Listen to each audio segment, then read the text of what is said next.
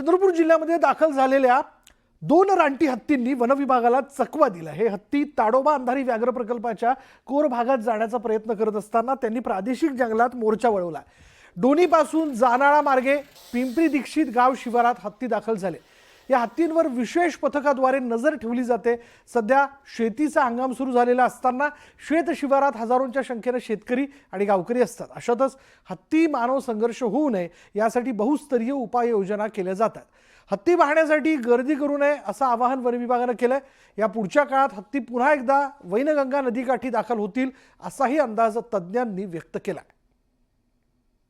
मागील 4 दिवसापासून चंद्रपूर जिल्ह्यात हत्ती शिरलेले आहे आणि हत्ती सध्या ताडोबाच्या खोर भागातून परत आलेले आहे।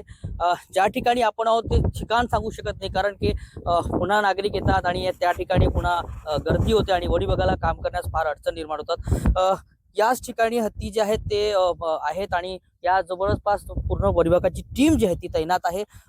पूर्ण पहारा ठेवला जात आहे, कारण की हे गावाजवळ हे हत्ती आलेले हे रानटी हत्ती आहेत। इतर मोठी घटनाकृती होऊ नये याकरिता वनविभागाने पूर्ण काळजी घेतलेली आहे।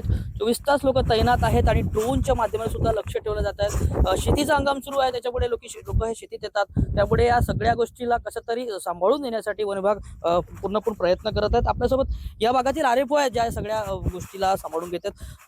गाजर साहेब, आपण हे सगळं हत्ती या भागात आलेले आहेत, 2 हत्ती आहेत, नेमकी कशा प्रकारे आपण वॉच करत आहात, काय सल्ला द्याल? त्याच्या मुवमेंटवर आमचं पूर्ण जिल्ह्यातलं पूर्ण फॉरेस्ट डिपार्टमेंटचं लक्ष आहे। आम्ही सगळे एकमेकांसोबत कोऑर्डिनेशनमध्ये आहे। वेगवेगळी पथकं आहेत, टेक्नॉलॉजी आहे, ड्रोन वगैरे यूज करतोय आम्ही। बाकी वायरलेस वगैरे सगळं यूज करून आम्ही त्याच्यावर दुरून मॉनिटर करतो आहे।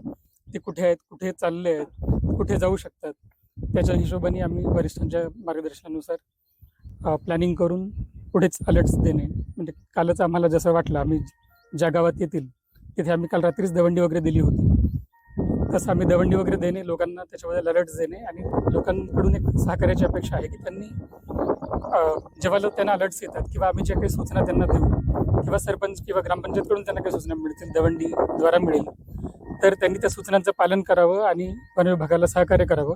कुठे हत्ती आहे असं माहीत झालं तर त्यांनी घरीच थांबावं, तिथे येऊन गर्दी करू नये आणि हत्तीच्या मार्गात अडथळा करू नये, हल्ला करू नये। त्याच्यामुळे ते अजून चौथाळून अजून काही दुर्घटना होऊ शकते, पण ते सध्या तरी शांत आहेत। त्यांनी आतापर्यंत काहीच असं काही दुर्घटना घडलेली नाही आहे। त्यांना असंच आपण जर जाऊ दिलं त्यांच्या याच्यानुसार ते परत जातील त्यांच्याच ठिकाणी।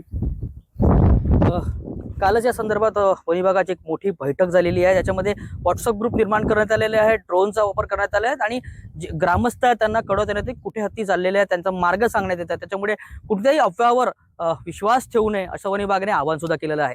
हैदर शेख, न्यूज 18 लोकमत, चंद्रपूर।